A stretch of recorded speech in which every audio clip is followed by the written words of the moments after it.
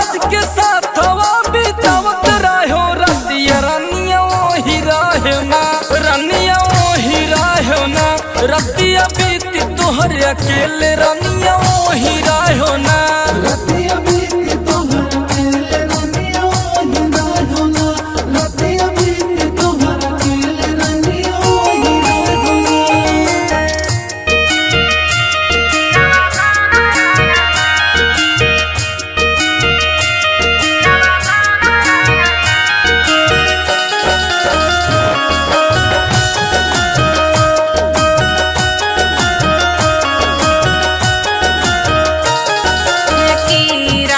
खेत पियावा की खाली हानवा की राहा खेत पियावा की खाली हानवा की खाली हानवा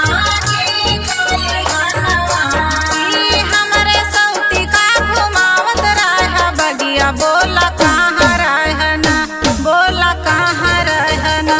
रतिया बीती मोर अकेली पियावा कहाँ रहना रतिया बीती मोर अकेली पियावा कहाँ रहना रतिया बीती मोर अकेली पियावा कहाँ रहना बोला कहाँ रहना।